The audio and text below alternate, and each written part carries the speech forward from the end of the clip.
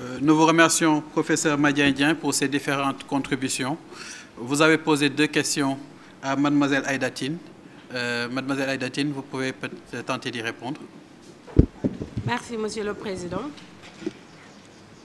Par rapport à la question à savoir si on avait fait un choix de faire une étude descriptive, c'était exact. On avait conclu avec Dr Ousmane Thiam de faire une étude descriptive. C'est ce qu'on avait décidé de faire. Par rapport à l'autre question, à savoir le traitement pour les hémorragies, on avait fait un traitement compressif hémostatique et puis surveillance des patients pendant 6 heures de temps. Je vous remercie, Monsieur le Président.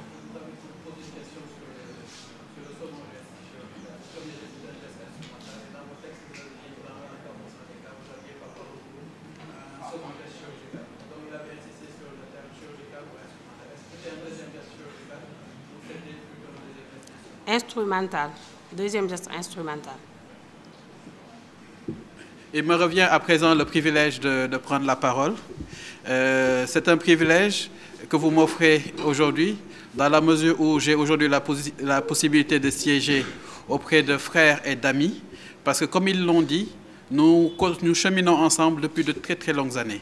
Pour ce qui est du professeur Madiandien, c'est depuis le lycée. Pour les professeurs Amadou Lamine Fall et Mamadou Lamine Cissé, c'est depuis la faculté de médecine. Et nous formons une véritable famille. Il n'y a pas de différence entre nous. Nous entendons à merveille et nous collaborons de la manière la plus harmonieuse possible. Nous savons tous pouvoir compter sur l'un sur l'autre. Et donc, c'est un réel plaisir pour moi de siéger auprès d'eux parce que je sais qu'ils sont extrêmement compétents, qu'ils sont extrêmement fiables, aussi bien sur le plan professionnel que sur le plan de la vie tout court. Et que nous pouvons donc compter sur eux.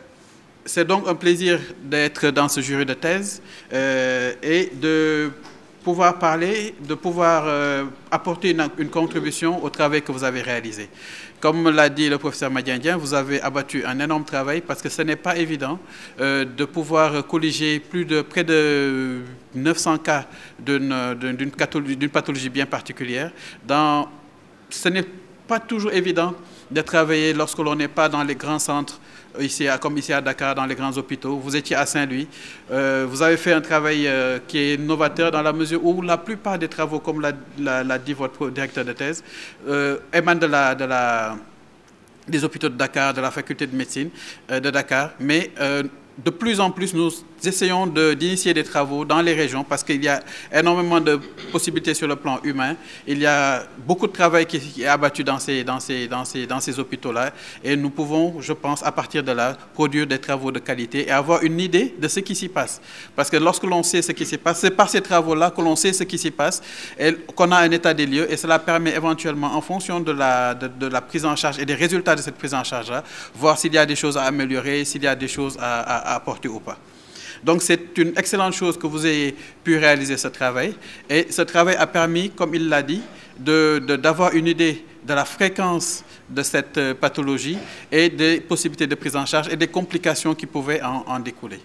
Je l'ai lu donc avec beaucoup d'intérêt. Comme il l'a dit, tout travail scientifique,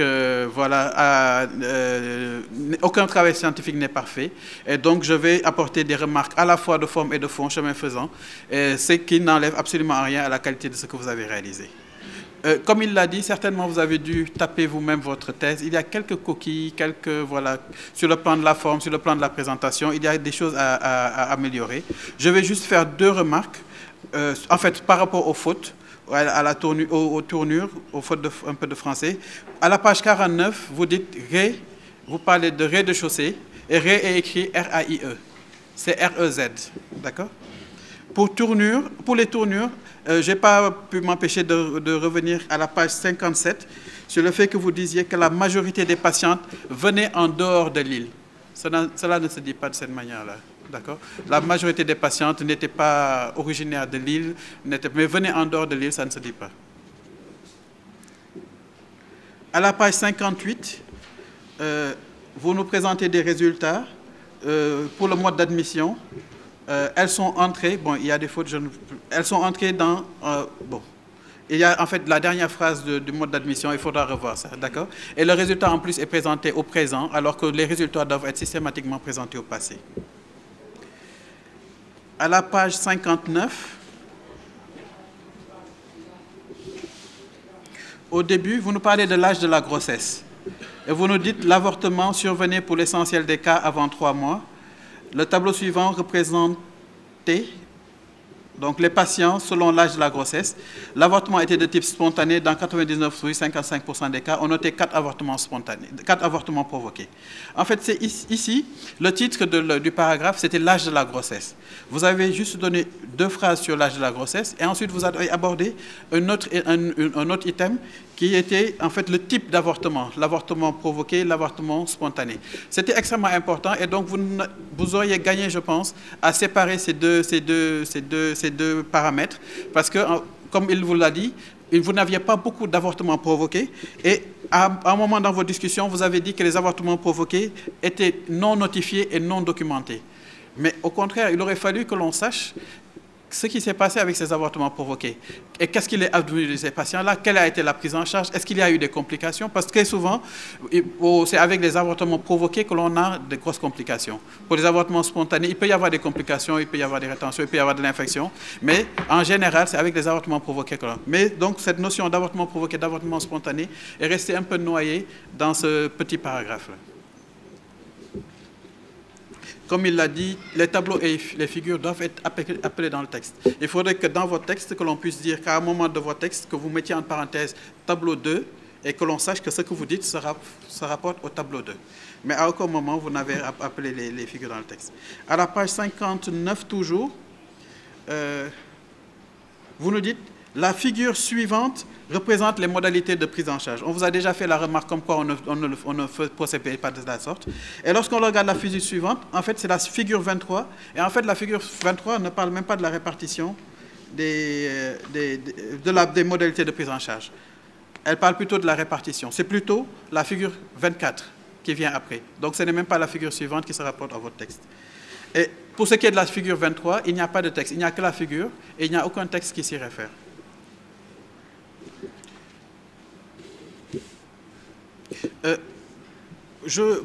À la page 18, vous avez parlé un peu des complications de cette pathologie. Vous avez parlé d'un certain nombre, d'un grand nombre de complications qui peuvent aller, qui partent des séquelles inflammatoires en passant par la stérilité, les séquelles menstruelles, les séquelles psychiques. Mais je n'ai pas entendu parler du décès. Je n'ai pas vu, en fait, vous n'avez pas parlé du décès.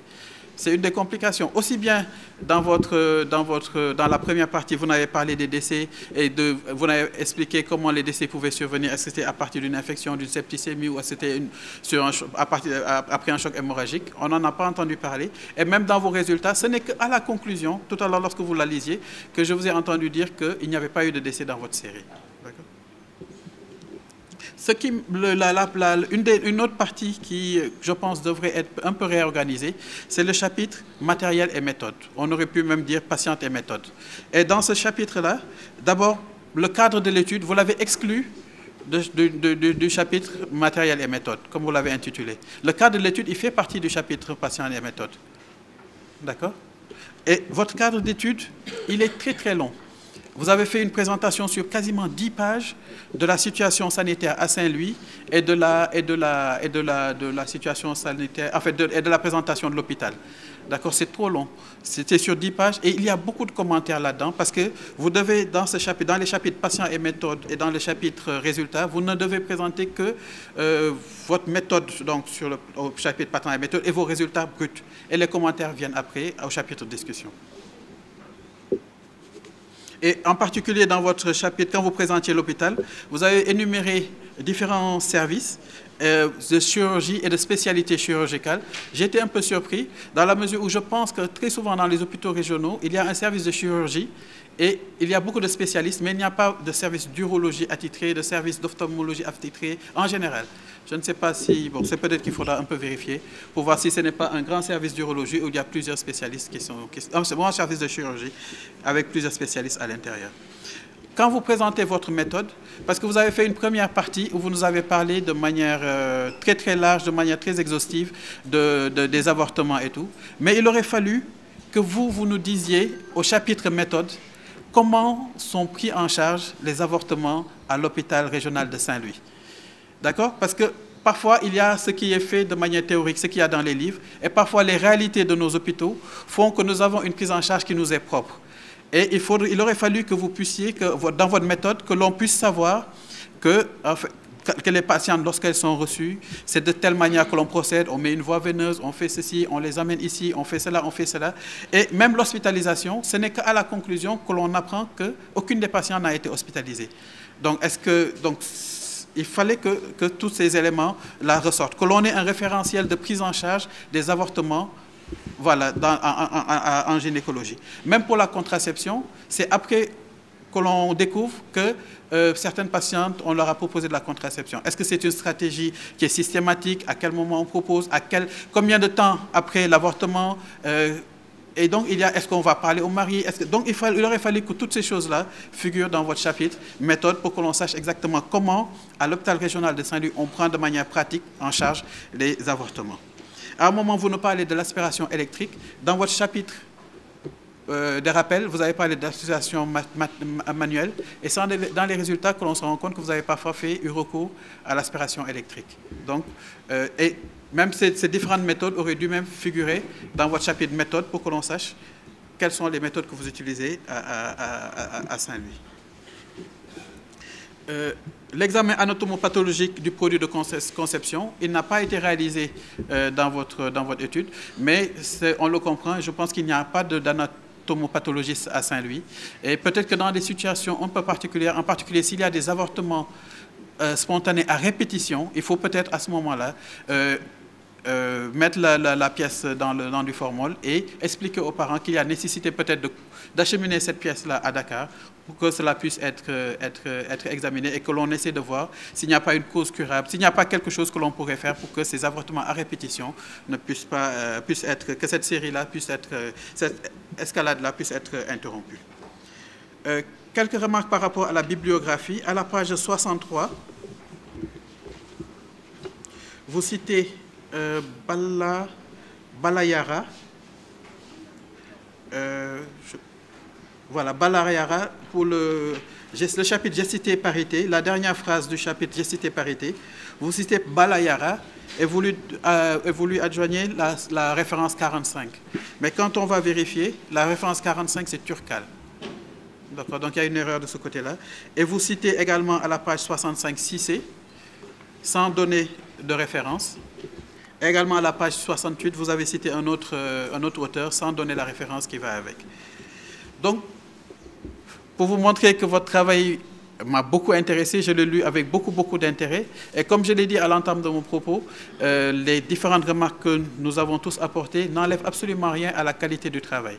Ce qui est essentiel, c'est que vous avez abattu un travail qui est un travail titanesque, parce que dans la mesure où vous avez dû plonger dans des dossiers et à l'hôpital Le Dantec où nous sommes, où nous sommes, ce n'est pas toujours évident d'aller dans les archives et d'aller rechercher les dossiers. Et je suis sûr que c'est encore beaucoup plus difficile dans les hôpitaux régionaux, dans la mesure où ils n'ont pas cette culture ou cette habitude d'archiver les dossiers. Les patients, surtout, ce sont des patientes qui ont été vues en ambulatoire.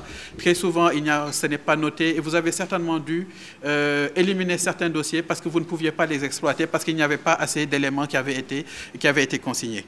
Donc, je vous félicite d'avoir pu mener à bien ce travail de qualité et de nous avoir permis de savoir ce qui se passe à Saint-Louis et comment sont prises en charge les patientes qui présentent des avortements. Il y a peut-être certaines informations qu'il faudra peut-être collecter pour approfondir, pour bonifier le travail que vous avez réalisé. Mais déjà, ce travail est un travail préliminaire, c'est un travail qui va permettre d'ouvrir la voie afin d'avoir des informations qui seront beaucoup plus larges et beaucoup plus précises pour la prise en charge et qui vont permettre une meilleure prise en charge de cette pathologie. Des remarques vous ont été faites par rapport et des conseils et des vœux vous ont été prodigués pour une excellente carrière sur le plan professionnel, sur le plan familial également, parce que sur le plan familial, ou plutôt sur le plan conjugal, parce que la réussite, elle n'est jamais que professionnelle. Et elle est d'abord sociale. Sur le plan professionnel, là, quand vous êtes venu m'amener votre document de thèse, je vous ai demandé ce que vous vouliez faire plus tard. Vous m'avez dit, si je me souviens bien, que vous voulez faire de la gynéco-obstétrique. C'est une excellente spécialité. J'ai failli être gynécologue, mais par un concours je me suis retrouvé... Bon, mon choix de départ, c'était l'urologie. Je suis passé en gynéco, j'ai failli rester, mais je suis retourné quand même en urologie.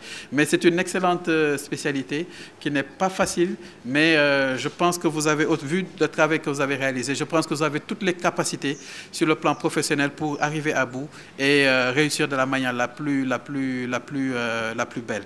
Et j'ai l'habitude de dire que la réalisation de en fait, l'aboutissement qu'est la soutenance de thèse n'est qu'une étape.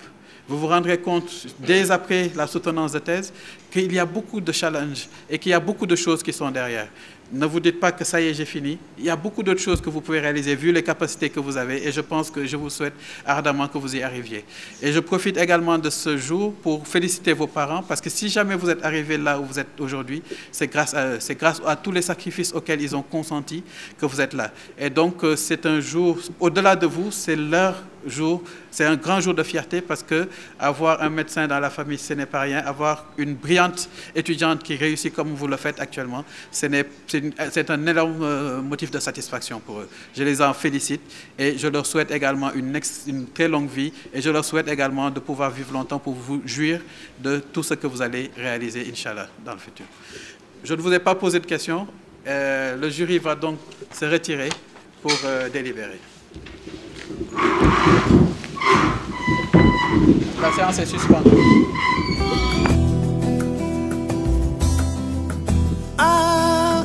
Lo liggéey yaa ko xamoo fa xel ba man ko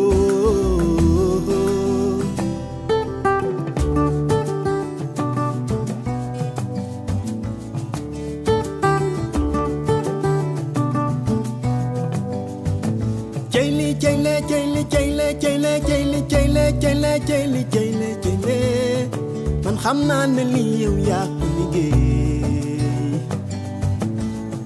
looy liggéey na nga faxe ba xam ko loo jàng na nga faxe ba man ko li la yaaka moom Ibrahima li la yaaka moom li la yaaka moom Ibrahima li la yaaka moom loo doonul taanu beem mënoo doon sëriñam ci maa yele loo doonul taanu beem mënoo doon sëriñam ci maa yele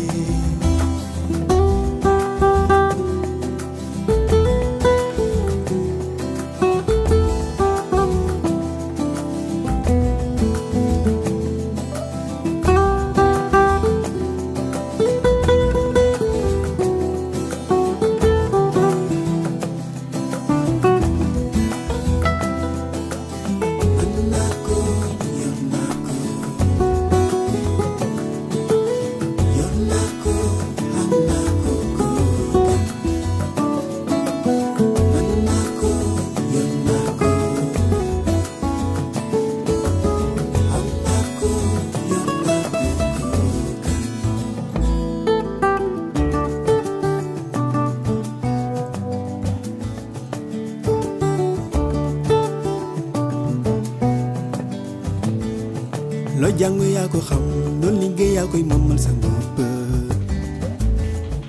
lo jàng yaa ko xam lo liggéey yaa koy moomal sa bopp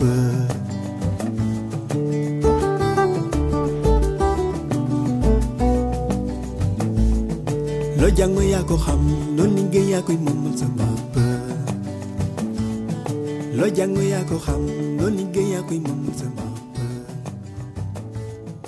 lo jàng yaa ko xam lo liggéey. La délibération n'a pas été longue, mais ça ne veut rien dire. Hein?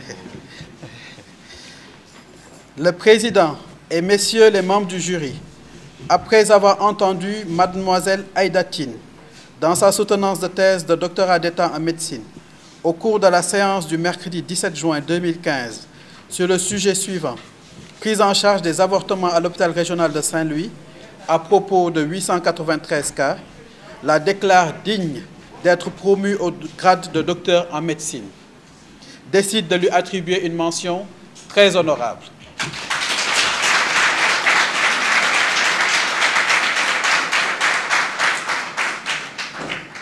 Le jury dans son ensemble vous présente ses félicitations.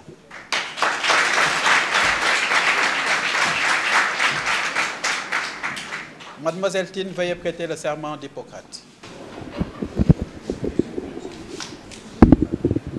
En présence des maîtres de cette école, de mes chers condisciples, je promets et je jure d'être fidèle aux lois de l'honneur et de la probité dans l'exercice de la médecine. Je donnerai mes soins gratuits à l'indigent et je n'exigerai jamais un salaire au-dessus de mon travail. Admis à l'intérieur des maisons, mes yeux ne verront pas ce qui s'y passe. Ma langue taira le secret qui me sera confié et mon état ne servira pas à corrompre les mœurs ni à favoriser le crime. Respectueux et reconnaissant envers mes maîtres, je rendrai à leurs enfants l'instruction que j'ai reçue de leur père. Que les hommes m'accordent leurs estimes si je suis fidèle à mes propos, que je sois couvert d'opprobre et méprisé de mes confrères si j'y manque.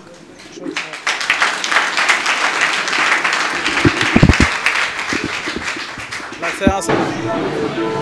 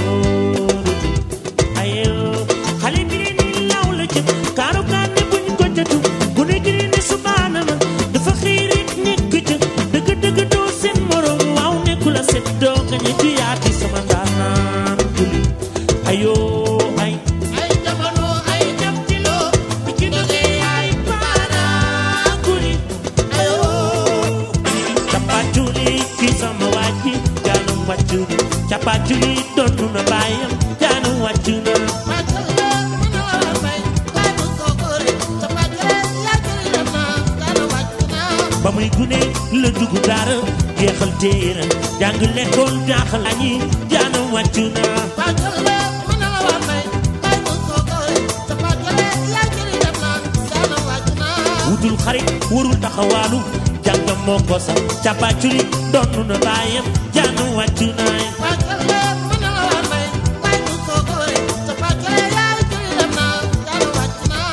yow da nga xol ci jamono waaw dimbal tumuranke motax nga gëna takku yaay say bañ duñu reeta chapachuli yaay ci dem na janu wachunai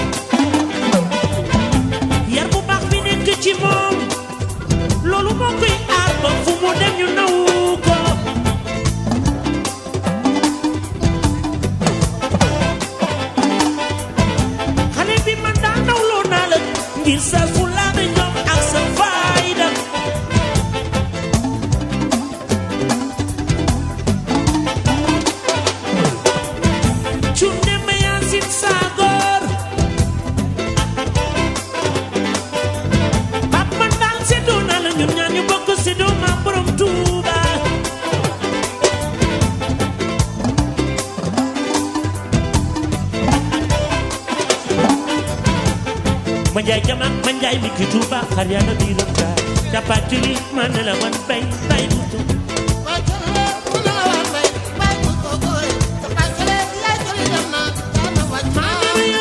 royal xale bi sukuru yi dina jekk ngir yaanu mag yaay sunu xarit ne royal xale bi sukuru yi dina jekk ngir yaanu mag yaay ndegam yaa jàngaan fabal say bilay ku la seddoo ka ñee yaa di sama ndaan am dinañ ko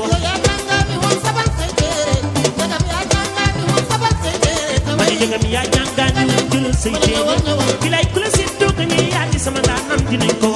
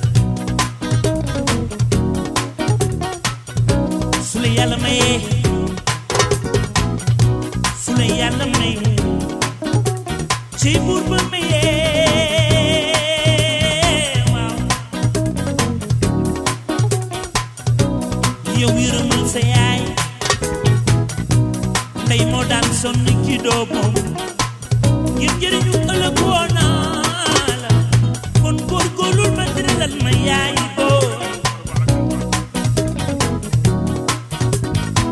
ndax yaay moo daan boot dina ko dem si bànne doom woo do bàyyi la bàyyi moo daan sonn ci doomam ngir jëriñu ëllëg woon naa la kon góorgóorlul ma tëralal ma yaay booy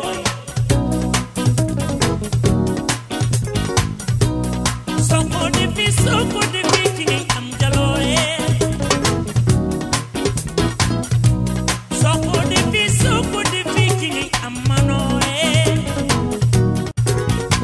ma ni jëleen seeni am amoo te booleeg seeni yéene dimbaleen leen baay am na doole di doom ma ni jëleen seeni am amoo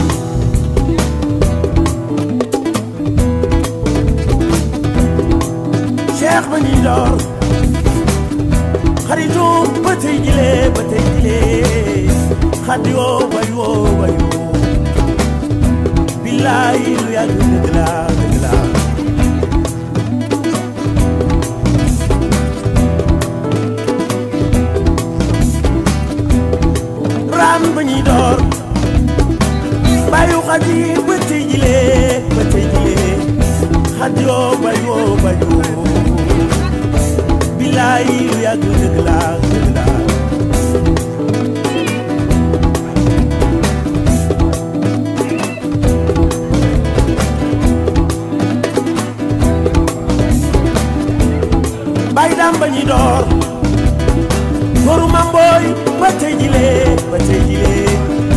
xadi woo bay woo bay woo billaay yàgg la la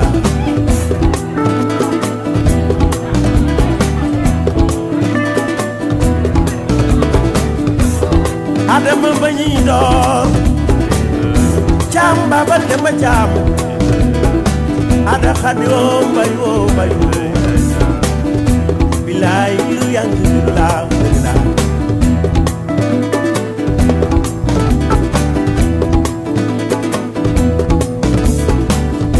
Ibrahima ba ñuy door Xalilulaay ba tey jilee xadi woo bay woo bay woo Siriya Faatu yàgg dëgg la dëgg la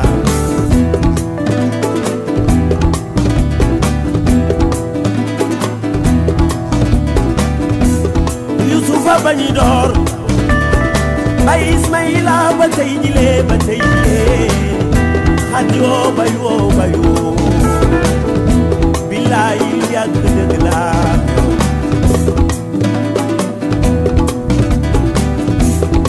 la ilaha illallah ya Rabbal la ilaha illallah ya Rabbal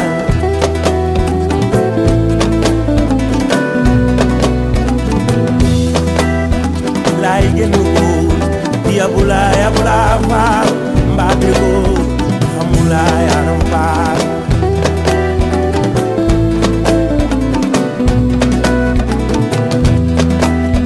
dabay mam say na bu njaayo kenn góoro yabula ya Rabbal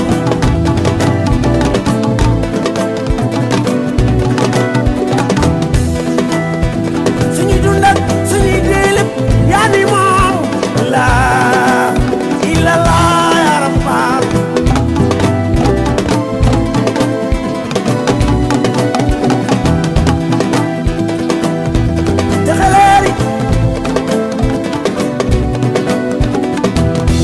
te xeleeri jébbaleen Bamba seeni tum mu koy balam tuy la bon tuy wey ba teggi ko bàyyi ba sax baara mami dana Seex mooy góor gi di mun géej ànd ak sama la ba njaay day def baax na borom naa sama mu ko Tuubaa